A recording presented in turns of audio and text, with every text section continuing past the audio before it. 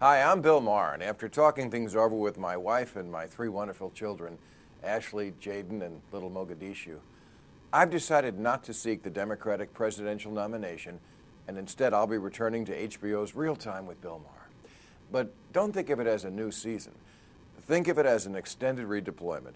You probably can't tell, but I'm surging right now. Yeah, I love surge. It just goes to show there's nothing so tragic it can't be made just a little worse by Republicans giving it a stupid new name. Surge. It sounds like a knockoff brand detergent Amway would sell. And if you like surge, try our new shampoo, Quagmire. Yeah, troop surge is not a recommendation by the Iraq Study Group, nor is it a request by our commanders on the ground. It's just George W. Bush, the decider, spitballing. You know, thinking outside the bun. Yes, Bush came up with his plan after extensive consultation with the famed military strategist, his ass. It's typical George Bush, our educator-in-chief, making firm stances when compromise is in order and making compromises when a firm stance is in order.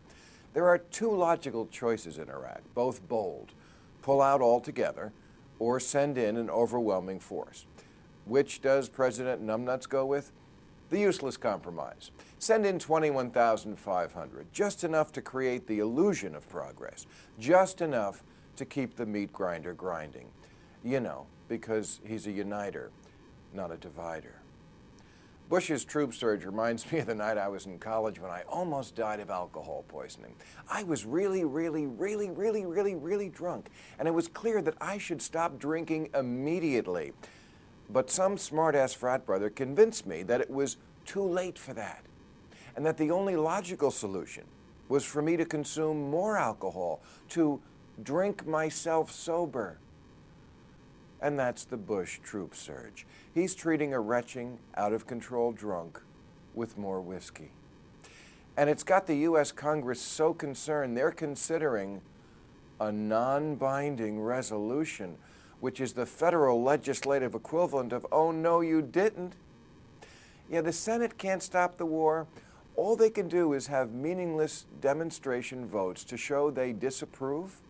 No wonder America hates the UN. We've already got our own. It turns out war is one of those issues the Senate can only take a symbolic position on, unlike online gambling or keeping lesbians from eating our stem cells.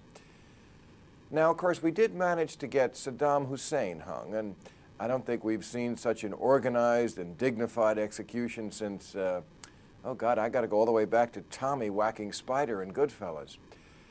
Yeah, they hung Saddam, and then they hung his brother and accidentally yanked his head off. And people were criticizing the executions, but Bush says it's part of a larger plan to turn the Middle East into Texas. Yes, the president said it looked too much like a revenge killing and that the execution was fumbled. Okay, first of all, unless someone on the gallows actually hiked a pigskin and Tony Romo dropped it, I think the word you were looking for is bungled, not fumbled. Leave it to George Bush to bungle the word bungle, although anything is better than Bush's initial statement that Saddam was not well hung. And revenge killing? This coming from the guy who once said he tried to kill my daddy? You know, guess what, genius? All executions are revenge killings. Why do you think we still hang bad guys? Persuasive lobbying from the trapdoor union? Oh, and one more thing. While we were off, Hillary Clinton announced she's in for the next election.